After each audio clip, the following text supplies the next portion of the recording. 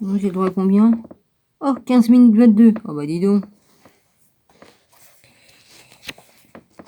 Avec tout le nettoyage que j'ai fait, j'ai un mal de chien à récupérer assez de place pour pouvoir faire un truc correct. Bon, j'y vais. Bonjour à tous mes abonnés, aux frères et sœurs et aux amis. Je vous bénis tous et je vous embrasse. Mon Rabbi, je te bénis. Également, excuse-moi. Normalement, tu dois être en tête de liste. La voix ésotérique du chevalier chrétien.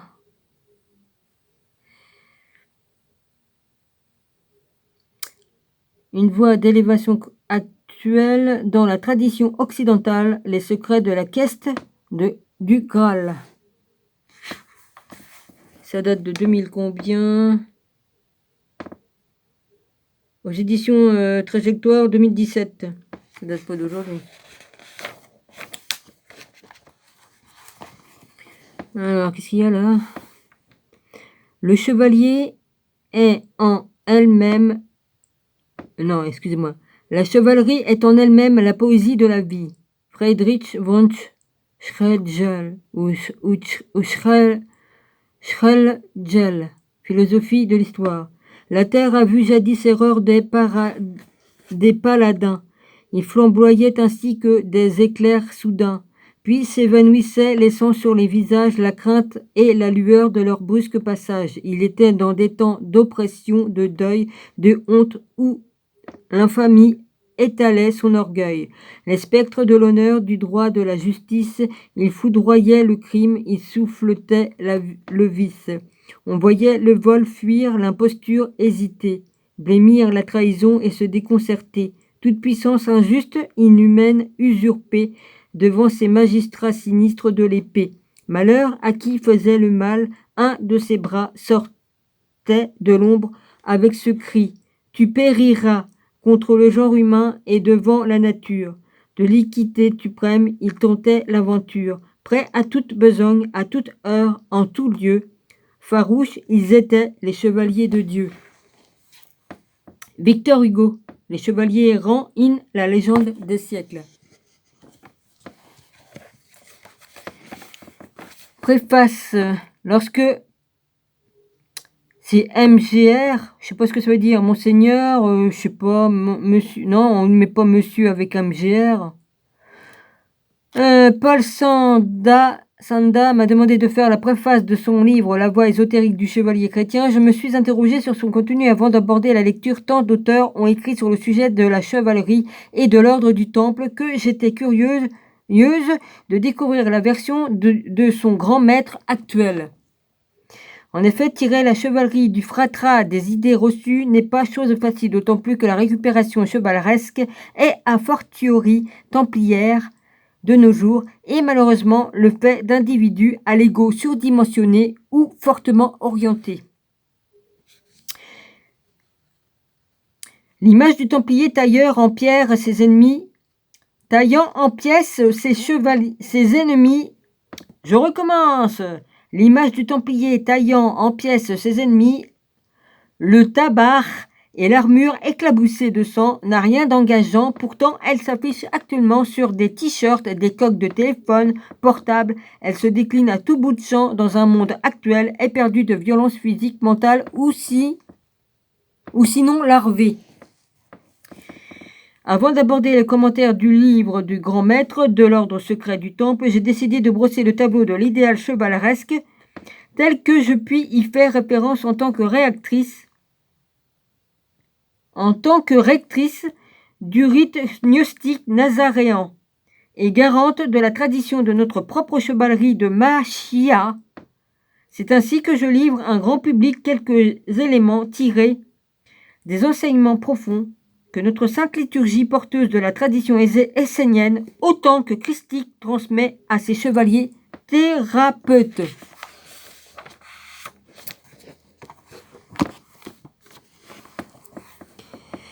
Les chevaliers, en acceptant de leur plein gré de se consacrer au Christ Jésus, voient s'opérer en eux-mêmes un changement de cœur. Ils savent intimement qu'ils ne peuvent accomplir dignement le service divin qu'à travers un réel quête intérieur. Qu'une réelle quête intérieure. Voilà le principe essentiel qui régit le service divin. Dominer et gouverner la nature du cœur au moyen de la lumière divine qui irradie l'âme divine dans l'esprit, c'est-à-dire gouverner le cœur par le moyen de la méditation de l'esprit sur la grandeur de l'un, je crois que c'est l'un, ça veut dire l'un, L avec un petit accent en haut du L, plus loin E majuscule IN, sauf béni. L'un, sauf béni, ensuite de quoi la compréhension qu'il en retirera engendrera dans son esprit un état de connaissance et de crainte de Dieu apte à la détourner du mal. Tanya chapitre 16. Ainsi le chevalier oriente ses efforts de perfectionnement vers les 4 vertus suivantes. Humilité. L'humilité marche et part léger et mesuré, la tête baissée, quête du Saint Graal. Patience. La patience ne succombe pas et résiste victorieusement à tous les assauts. Quête du Saint Graal. Justice. La justice maintient toutes choses à leur juste place et jamais ne varie, mais récompense chacun selon ses mérites et son bon droit. Quête de Saint Graal. Charité. Pour créer visiblement en homme un amour de Dieu qui fasse briller son cœur comme des charbons ardents, d'une passion profonde et d'un désir intense de s'attacher à lui. Tanya chapitre 16. L'humilité est la vertu première de la chevalerie car elle rappelle constamment au chevalier l'exemple du Christ qui se fit serviteur de tous. L'humilité tire le chevalier vers l'excellence du service. La patience est la vertu qui suit directement l'humilité dans le sens où elle permet au chevalier de s'en remettre au bon vouloir de Dieu en toutes choses. Elle l'éprouve et sonde son cœur pour le purifier des scories de l'orgueil et de l'ego. L'orgueil et l'ego, il n'y a rien de plus pourri. Oh, j'en ai rencontré un là aujourd'hui, mais bon, vas-y, encore un qui s'est plaint de... Abstenez-vous d'écrire, qu'on m'a dit, ou alors vérifiez vos écrits, enfin vérifiez votre orthographe. Oh ben il en a pris. Je lui ai dit gentiment ce que j'en pensais.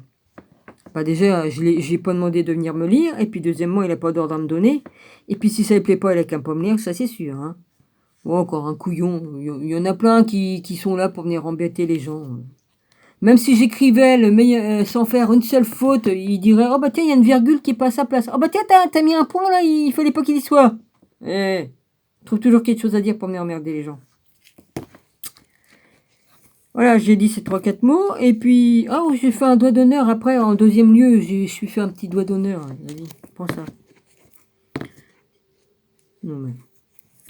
Qu'est-ce qu'on vient me faire chier? Je ne demande rien à personne. Je discute avec mes amis, on vient me faire chier comme d'hab. Ou alors, quand c'en est un que j'ai bloqué, puis il est revenu sur un autre nom, et puis il vient me refaire chier. Oui, bon.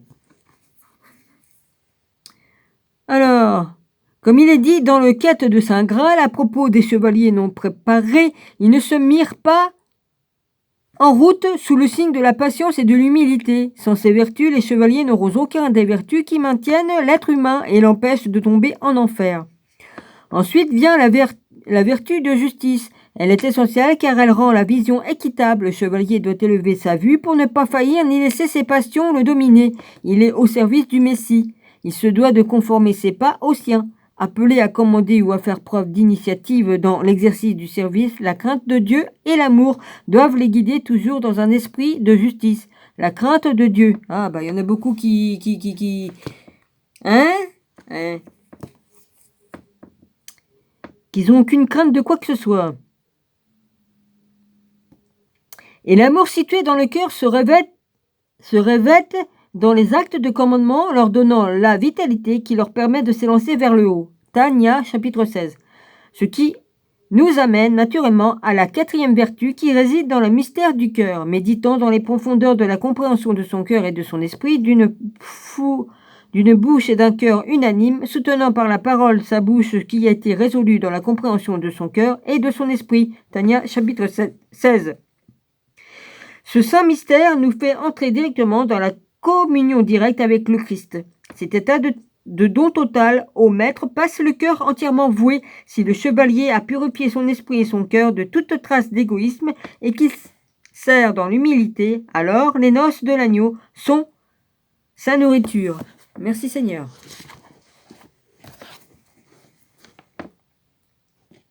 La clé du cheminement intérieur, vous n'êtes pas venu à moi, c'est moi qui vous ai choisi. Une grande vérité, c'est Jésus qui choisit, c'est choisi. Oui, c'est le Seigneur qui choisit. C'est brebis. C'est pas nous qui choisissons le Seigneur. Nous, c'est-à-dire, comme on demande à être avec Jésus, il vient à nous, et c'est nos fruits qui fait que, vas-y, mais c'est Jésus qui nous choisit. Voilà. Et par nos fruits aussi qu'il voit. Il voit dans nos cœurs, il scinde les reins et le cœur, et il sait qui dit vrai et qui dit pas vrai, ainsi de suite. Et c'est lui qui choisit, c'est choisi. Voilà. Alors, la clé du cheminement intérieur, vous n'êtes pas venu à moi, c'est moi qui vous ai choisi, dit Jésus. Personne ne peut venir à son Créateur sans passer par la porte de la pureté. C'est par cette porte que seul permet de venir à Jésus-Christ. Qui seul permet de venir à Jésus-Christ, que chacun doit entrer en cette quête et changer radicalement sa conduite, tout comme sa nourriture a été changée. Bah oui. Pour ce qui est de tout ça, je l'ai fait. Bon. Alors, le cheminement intérieur du chevalier céleste s'inscrit bien entendu dans la durée. Il ne peut acquérir ses vertus que qui sous-entend de portes intérieures à franchir avant d'atteindre l'union parfaite avec le Christ au naos de son cœur. La voie lumineuse du cœur produit l'excellence du service divin et se répercute dans l'accomplissement des tâches profanes du chevalier, qui n'entend plus de la terre, mais des cieux, voir son œuvre terrestre transcendée, car l'âme de toute créature vivante doit aspirer à être absorbée dans sa lumière. Tania chapitre 16. De ces progressions spirituelles découle la profusion des bénédictions accordées par le Saint Graal dans l'accomplissement de son service. Ces quêtes n'ont pas pour objet les choses terrestres, mais les spirituelles. Le repas des noces de l'agneau représente la table du Saint Graal où mangent les justes, les vrais chevaliers, ceux que notre Seigneur trouvera revêtus de leur robe de noces, je veux dire des grâces, des vertus que Dieu prête à tous ceux qui le servent. Q, Saint Q. Non, Q, Saint G. Un Q majuscule, un ST, ça veut dire Saint, G. Lorsque vous vous approchez de la nourriture spirituelle dépensée par le Saint Graal, c'est la profusion des eaux vives du Christ qui se déverse directement sur votre âme. Cette nourriture rappelle à votre esprit le caractère sacré de votre consécration régénère votre âme et vous attache par le cœur, plus étroitement encore, à votre divin maître. Telle est la grâce du Saint Graal. Plus elle se donne, plus elle est abondante et moins elle s'épuise. C'est pourquoi elle est juste titre appelée source Q Saint G. N'ayez jamais d'hésitation à vous approcher de lui. Il est le dispenseur de toutes les grâces. Lui seul peut vous transformer de l'intérieur. Il s'offre en nourriture pour vous rapprocher davantage de lui. Dieu unit une bonne pensée à l'action. Talmud Kiddushin 40a. Notre Seigneur a longtemps prêté à la chevalerie terrestre la nourriture du corps, mais voici que sa générosité et sa mansuétude deviennent plus manifestes encore puisqu'il a prêté à la chevalerie la nourriture du Saint Graal, celle qui rassasie l'âme en tant qu'elle soutient le corps. Mais de même que la nourriture terrestre s'est changée en nourriture céleste, de même, il convient que ceux qui sont restés jusqu'ici attachés à la terre accèdent au monde spirituel, renonçant au péché, aux souillures de toutes sortes, afin de devenir des chevaliers du Christ et de porter son écu, qui est patience et humilité. Vos armes sont celles que le Messie lui-même vous a forgées. Le vêtement blanc symbolise la mortification nécessaire de l'ego par une humilité sans cesse renouvelée. Voilà la nourriture avec laquelle les chevaliers célestes doivent mortifier leur âme et rassasier leur corps. Voici une tunique blanche que vous porterez en guise de chemise. Elle sera signe de pénitence et aura valeur de mortification. Q. Saint G. Le caducée, un signe du thérapeute qui a le désir de guérir les cœurs et les âmes par ses bénédictions et l'action purificatrice et théurgique de l'égrégore fraternel. L'épée du chevalier. Celui qui portera doit être plus preux et plus sûr de lui que quiconque. S'il me porte avec la pureté qui convient, s'il me garde avec pureté, il pourra aller partout avec confiance. Q. Saint G. Tu es désormais armé comme doit l'être un chevalier céleste et aussi bien protégé que possible contre l'ennemi. Bon, je vais pas leur dire le cul, machin truc. Hein. Vos âmes sont comme vous, éternelles. Elles traversent le temps et les éternités, car votre consécration vous a placé au service du Christ. Voici Joséphée, le premier évêque des chrétiens, celui même que notre Seigneur a consacré dans la cité de Sarah, dans le palais spirituel H-A-E-A. Chevalier de Dieu, soldat de Jésus-Christ, ne vous étonnez pas de